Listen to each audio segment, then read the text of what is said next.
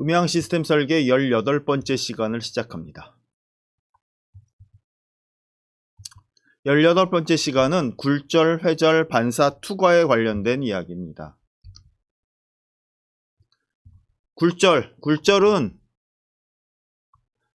파동은 매질을 통해서 전달되는데 기체, 액체, 고체 등을 통해서 전달됩니다.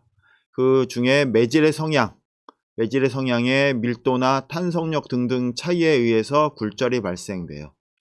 그래서 밀도나 탄성력 차이에 의해서 소리의 속도가 달라지기 때문에 굴절이 생긴다라는 겁니다. 회절이라고 하는 게 있습니다.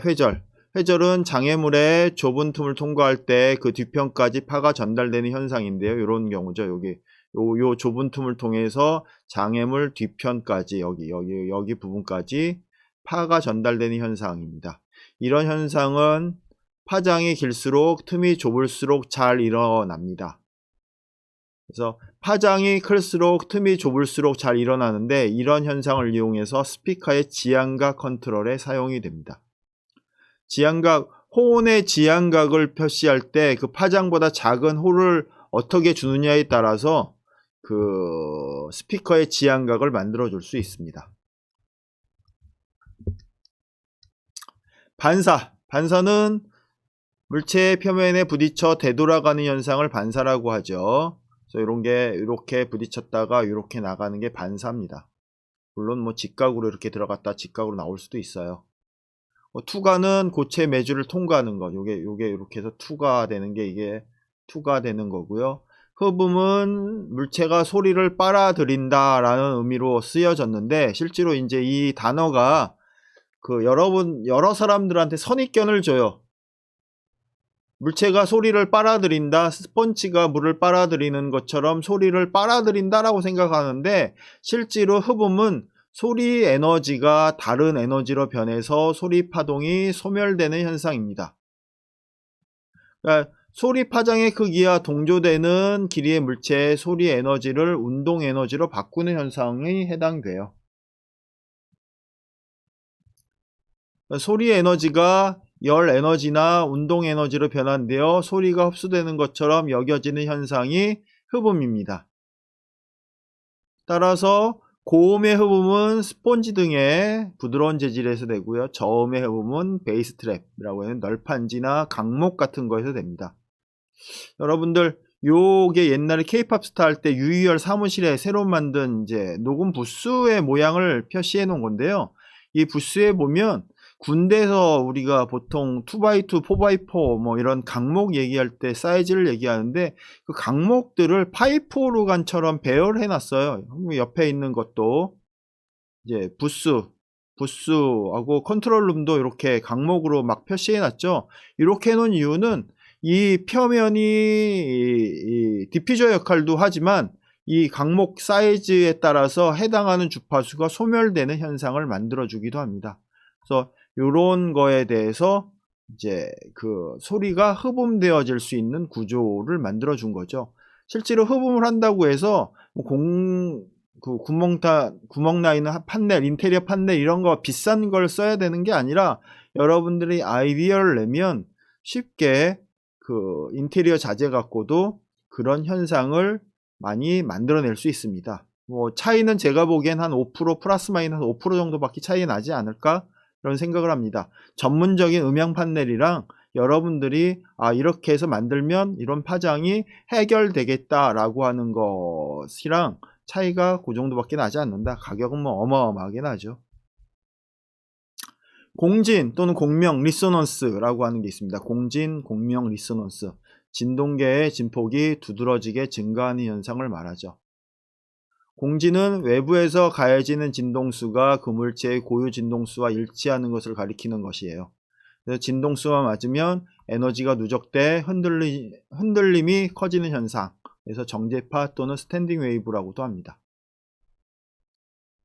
프로토에코라고 하는 게 있어요. 프로토에코 이거에 해당하는 특정 주파수가 나는 현상, 특정 소리의 주파수가 나는 현상인데 특정 주파수의 소리가 강조된 윙 하는 소리가 들리는 현상인데 일반적인 스튜디오에서 가벼운 플로터 에코가 들리기 쉬워요. 그래서 이제 플로터 에코가 나오는 뭐 세 가지 형식에 대해서 정육면체에 이런 면이 있다 그러면 하나, 둘, 세 가지 면의 반사로 인해서 프로토에코가 생기기도 하고요. 탄젠셜 모드 같은 경우는 네 개의 면을, 또는 오브릭 모드 같은 경우는 6면이 반사돼서 이런 프로토에코가 생길 수 있다라는 겁니다. 이 사진을 살짝 지워야 되겠군요. 네, 제 사진을 살짝. 이런 세 가지 모드의 에코 문제가 생길 수 있다라는 겁니다. 음향 공간에서 공진만 없애는 방법은 어떻게 된다? 서로 마주보는 벽을 없앤다 라는 겁니다. 서로 마주보는 벽을 없애고 디퓨저를 사용한다, 이런 걸 할 수 있습니다. 보통 우리가 보는 A라고 하는 공간이 일반적인 공간이에요. 이 일반적인 공간은 좌우가 공진을 일으킬 수 있죠. 앞뒤도 공진을 일으킬 수 있고요. 그리고 천장에 있으면 천장과 바닥도 공진을 일으킵니다. 근데 이런 공간에 이렇게 가벽을 둬서 마주보는 벽을 없애버립니다. 마주보는 벽을 없애버리면 공명을 일으키는 걸 많이 없애줘요. 그리고 특별히 여기 우측에 있는 디퓨저, 이런 디퓨저를 사용하면 굉장히 많이 없어지는데, 이 디퓨저를 사용하면 어떻게 없애냐면 이런 겁니다. 산란 또는 확산, 난반사를 시켜서 없애는 거예요. 그래서 벽면이 고르지 않게 만든다라는 거고요. 이런 현상을 이렇게 만드는 자재를 디퓨저라고 한다.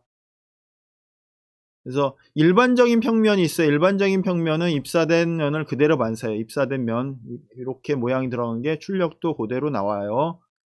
디퓨저 확산 제재를 사용한 벽면은 확산되게 소리를 반사해요.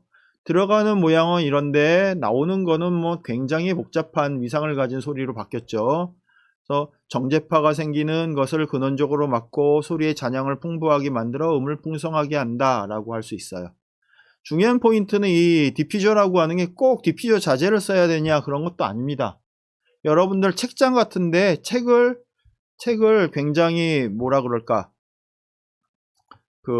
랜덤하게 꼽아 놓은 것으로도 그런 디퓨저 역할을 할 수 있습니다. 제 뒤에 책장이 있는데 이 책장이 랜덤하게 막 꼽혀 있어요. 장비들도 있고 책도 있고 랜덤하게 있는데, 이런 것들이 디퓨저의 역할을 해주게 됩니다. 그래서 좋은 음향 공간, 좋은 소리 공간을 만들어 주죠. 그래서 오늘 간단하게 얘기한 파동, 파동의 굴절, 회절, 반사, 투과, 흡음, 공진 하고 디퓨저에 관련된 얘기들을 간단하게 해봤는데, 이 내용들이 어려운 것이 아니라 일반적인 상식적인 상황들을 보시면 이해하실 수 있을 내용들이에요. 그래서 어렵게 생각하지 마시고요, 간단하게 구현할 수 있다. 그리고 이런 자재들은 전문적인 인테리어 음향 자재들, 어쿠스틱 판넬들을 사용해서 구현을 할 수 있지만 비싸니까 싸게 구현하려면 여러분들이 비슷한 효과를 내기 위한 방법들을 인테리어, 목공 이런 것들을 통해서 만들어낼 수 있다라고 하는 겁니다. 꼭 비싼 자재로 계산이 되어진 것을 써야 좋은 게 아니라, 계산이 되어지지 않고 여러분들이 랜덤하게 만든 것도 효과가 많다라는 것이고요. 계산되어진 게 그렇게 좋지 않을 수밖에 없는 이유는 소리의 속도 때문에 그러는 겁니다. 소리의 속도가 너무 온도에 따라 가변적이기 때문에, 속도가 가변적이라는 건 파장의 크기도 가변적이고요. 파장의 크기가 가변적이기 때문에 계산되어진 어떤 판넬을 꼭 써야 그 값에 충족한 어떤 결과가 나오는 것이 아니라 계속 변화합니다. 우리가 특정 24도에 맞춰서 인테리어 공간에 음향을 맞춰 놓으면 온도가 18도가 될 수도 있고요, 30도가 될 수도 있습니다. 경우에 따라서는 0도가 될 수도 있죠. 이런 경우에 따라서 다 소리의 성향이 달라지기 때문에 여러분들이 원하는 효과를 특정 인테리어 음향 자재에서 얻을 수 없을 수도 있습니다. 물론 이제 음향 인테리어 자재로 만들어 놓은 자재들이 훨씬 더 좋아요. 좋긴 하지만 비싸니까 싸게 처리할 수 있는 방법은 여러분들 목공소 가서 나무 사다가 목수 역할을 해서 공간을 만들어내는 것도 나쁘지 않은 방법이다. 제가 이 뒤에 있는 내 책장처럼 책장을 놓고 책장 사이에 책을 랜덤하게 꼽아 놓는 것. 책 비싼 책 필요 없고요. 헌책방이나 잡지에서 랜덤하게, 가지런하게 말고 랜덤하게 이렇게 정리해 놓으시면, 대강 꼽아 놓으시면 그게 굉장히 중요한 훌륭한 디퓨저 역할을 한다라는 겁니다. 그래서 오늘 얘기할 건 여기까지 하려고 하고요. 다음 시간에 잔향에 대해서 좀 심도 있게 얘기해 보고자 합니다. 잔향 시간에 대해서 음악적인 입장, 음향적인 입장, 소리를 내는 입장, 공간적인 입장, 이런 거에 대해서 같이 한번 고민해 볼 테니까요. 여러분들 기대해 주시기 바랍니다. 오늘은 여기까지 하도록 하겠습니다. 감사합니다.